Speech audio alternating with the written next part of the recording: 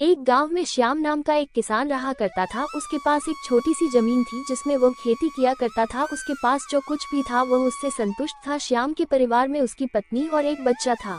अरे भाग्यवान, आज खाना मिलेगा या नहीं, या भूखा ही खेतों में जाना होगा। जी बस बन गया है खाना, मैं अभी खाना बांध देती हूँ। ठीक है, जब तक तुम खाना बांधो तब तक मैं गौशाला से बैल को ले आता हूँ। श्याम बैल को लेकर आ जाता है। अरे भाग्यवान, जल्दी करो, मुझे खेतों पर भी जाना है, देर हो रही है, सूरज सर पर निकल चुका है। हाँ, यह लीजिए अपना खाना और समय निकाल कर पूरा खाना खा लेना। कल इसमें 2 रोटी वापस आई थी। हाँ, वह कल गर्मी ज्यादा थी ना, तो इसलिए 2 गिलास भरकर पानी पी लिया था, तो उसी से पेट भर गया था। अच्छा, तो आज पहले पूरा खाना खाना, उसके बाद ही पानी पीना। फिर श्याम अपने बैल को लेकर अपने खेत के लिए निकल गया। खेत में पहुंचकर श्याम ने काम शुरू कर दिया। कुछ ही देर में बैल चलते चलते थककर जमीन पर गिर गया। अरे क्या हुआ तुम्हें, तुम ऐसे क्यों बैठ गए? लगता है तुम थक गए हो। अब तुम भी बहुत बूढ़े हो चुके हो ना, और इतनी कड़ी धूप में तुम चल चल कर थक गए होंगे। चलो कोई नहीं, तुम यहीं पर आराम करो। कुछ देर बाद श्याम अपने बैल को लेकर अपने घर चला जाता है।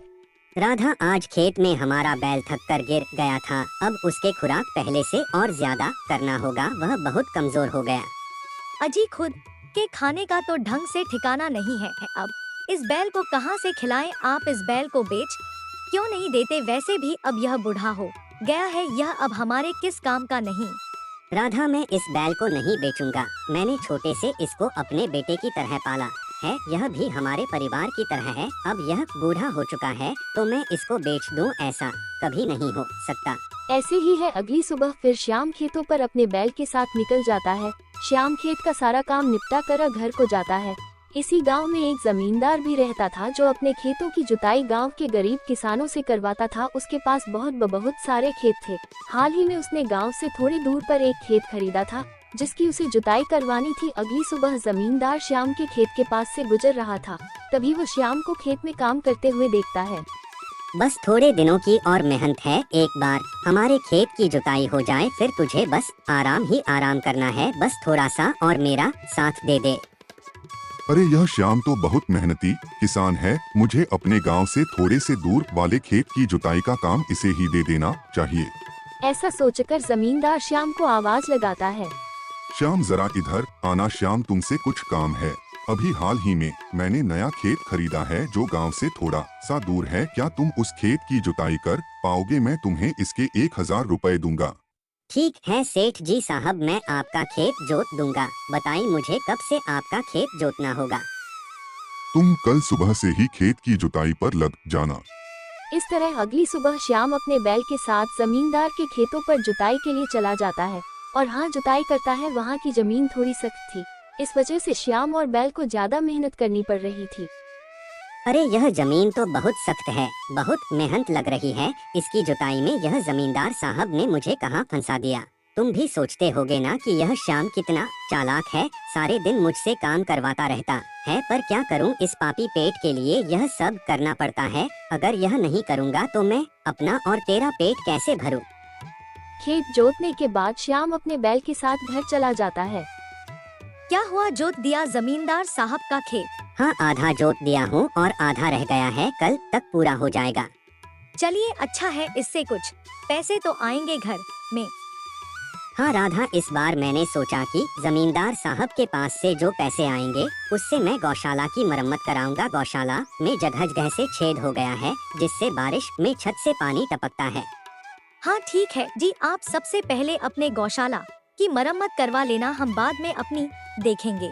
अगली सुबह श्याम अपने बैल के साथ जमींदार के खेत को जोत रहा था कि तभी उसका हल खेतों में फंस जाता है। अरे यह हल कैसे फंस गया? आखिर क्या चीज है जो यहाँ इस हल को अटका रही है?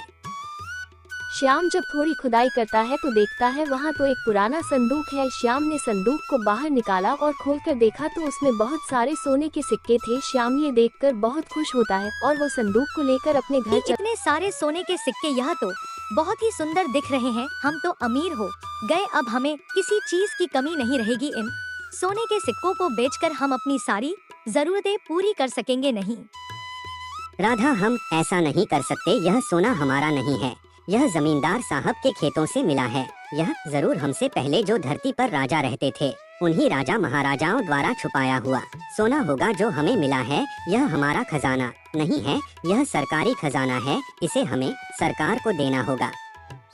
आप बनते रहिए दानी। अगर आप ऐसे ही दानी बनते रहे ना तो आप जिंदगी में कभी अमीर नहीं बन पाएंगे। जिंदगी भर यूं खेती बाड़ी करते रहना और यह सूखी दाल रोटी खाते रहना। राधा, बेईमानी के पैसे से तो अच्छा यह लरोटी ही है जो कम से कम इसे खाकर हमें अच्छे से नींद तो आती है।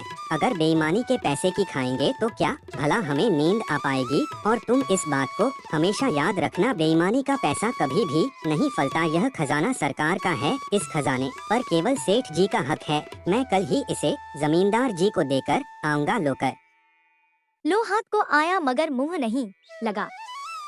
वाह श्याम, तुमने आज साबित कर दिया कि तुम सच्चा ईमानदार किसान हो। मैं तुम्हारी ईमानदारी से बहुत खुश हूँ। इस खजाने पर सरकार का हक है, इसे मैं सरकारी खजाने में जमा करवा दूंगा। और हाँ, तुम्हारी इस ईमानदारी का मैं उनसे इनाम भी दिलाऊंगा। और श्याम, यह लो मेरे खेत को जोतने के पैसे।